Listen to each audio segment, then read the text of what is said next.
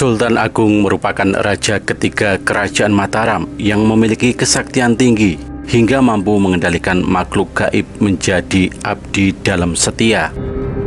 Kesaktian, kepintaran, dan wibawa Sultan Agung sangat ditakuti oleh penjajah Belanda. Memerintah pada tahun 1613 sampai dengan 1645.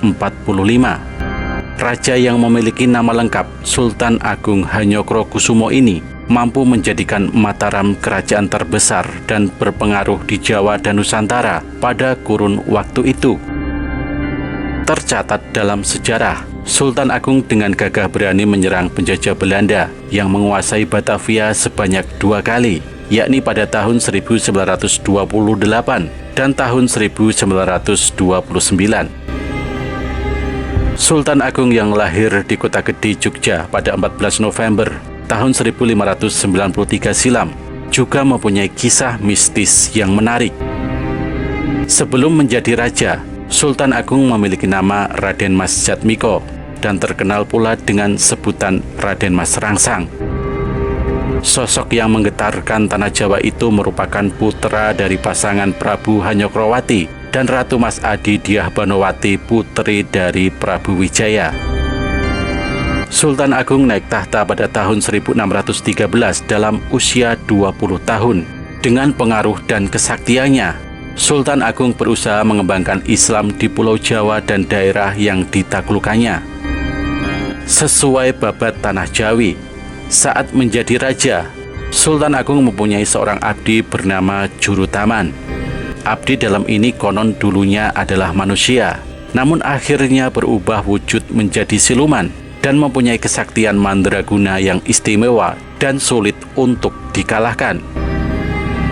Tempat tinggal abdi dalam istimewa Sultan Agung ini berada di tengah hutan belantara, tepatnya di kawasan Tunjung Bang, wilayah Kasultanan Mataram. Jurutaman itu dulu adalah abdi dalam Kanjeng Panembahan Senopati, kakek dari Sultan Agung. Dikisahkan bahwa Panembahan Senopati saat itu mendapat telur lungsung jagat dari Kanjeng Ratu Kidul untuk dimakan. Telur lungsung jagat itu berkhasiat membuat tubuh kuat dan panjang umur. Namun Panembahan Senopati tidak langsung memakan telur pemberian dari Kanjeng Ratu Kidul.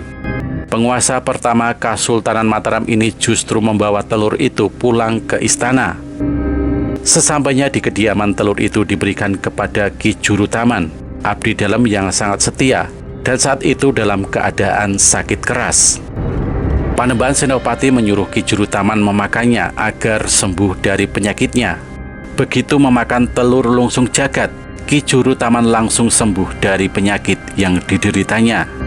Namun ada yang aneh, karena Ki Jurutaman berubah menjadi raksasa dan memiliki kesaktian yang hebat dan berumur panjang. Selanjutnya dia berubah wujud menjadi makhluk gaib, abdi dalam Sultan Agung yang sangat sakti, setia, dan diandalkan. Ketika terjadi peperangan di Pajang, Jurutaman berhasil melenyapkan Sultan Pajang. Itulah sebabnya Kanjeng Panembahan Senopati sangat senang kepadanya. Lalu Ki Jurutaman diwasiatkan untuk membantu cucunya, yakni Sultan Agung. Karena kesaktiannya itu, Jurutaman selalu mendapat kepercayaan dari Sultan Agung untuk melaksanakan tugas-tugas penting. Suatu ketika Sultan Agung bermaksud akan pergi ke Banten, kerajaan yang belum ditaklukkannya. Dia ingin melihat dari dekat wilayah bakal medan perangnya ini. Karena itu, kepergiannya haruslah diam-diam, tidak diketahui oleh orang. Sultan Agung memanggil Jurutaman dan bermaksud menggunakan kesaktian abdi setianya ini untuk tugas rahasia itu. Setelah sembah hormat, dengan cekatan Jurutaman mengangkat singgasana, lalu membumbungkannya ke angkasa. Sementara Sultan Agung masih duduk di atasnya. Dengan masih bersinggasana ini, Sultan Agung melesat ke angkasa secepat kilat menuju kerajaan Banten. Sungguh takjub Sultan Agung dengan kesaktian abdi gaibnya ini, karena dalam waktu sekejap saja telah sampai di angkasa di daerah kerajaan Banten.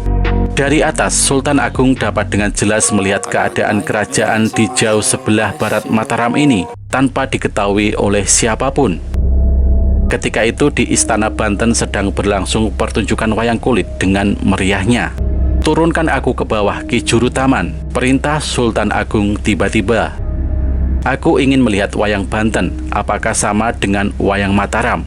Begitu titah raja yang agung ini. Kemudian Sultan Agung diturunkan Ki Juru Taman di pendopo istana itu. Sultan Agung masih tetap duduk di singgasananya, sementara Juru Taman dengan wujud gaibnya berjaga demi keselamatan sang raja junjungannya. Mendapati seorang priayi yang hadir tiba-tiba di tengah pertunjukan wayang, orang-orang yang ada di pendopo itu terkejut dibuatnya.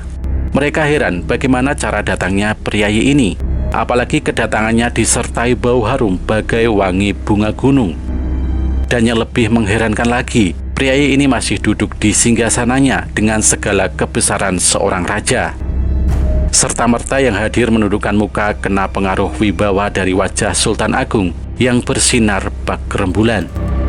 Raja Banten pun datang dengan sikap sangat hormat dan serta-merta menyatakan baktinya, sehingga Sultan Agung menaklukkan kerajaan Banten tanpa peperangan.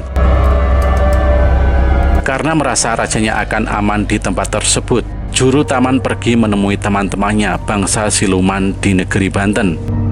Sepeninggal Juru Taman, Sultan Agung berpamitan kepada Raja Banten.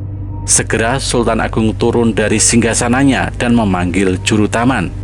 Yang dipanggil tentu saja tidak datang, karena memang sudah tidak ada di tempat itu. Sultan Agung merasa sangat khawatir. Meski sudah memutari pendopo itu, Juru Taman tetap tak ditemukan. Sesudah menemui teman-temannya, Juru Taman segera kembali ke pendopo. Juru Taman terkejut melihat junjungannya tidak berada di tempatnya lagi, kecuali tinggal singgasananya saja. Dia mengira Sultan Agung telah kembali ke Mataram seorang diri dengan cepat. Segera saja Juru Taman menyusul rajanya ke Mataram dengan menjunjung singgasana itu. Melihat singgasana Sultan Agung tiba-tiba hilang lenyap dalam sekejap mata, Sultan Banten beserta rakyatnya sangat terkesima. Seakan tak habis pikir, Sultan Banten dan rakyatnya merasa heran. Bagaimana seorang raja mampu datang secara tiba-tiba dengan singgasananya dan pulang dengan sekejap pula. Sejak itu, Kesultanan Banten menyatakan bergabung dengan Mataram karena melihat atas kelebihan dari kesaktian Sultan Agung. Sebelum wafat, Sultan Agung meminta Juru Taman untuk menjaga Gunung Merapi agar kaula keturunan Mataram terhindar dari ancaman gunung api tersebut.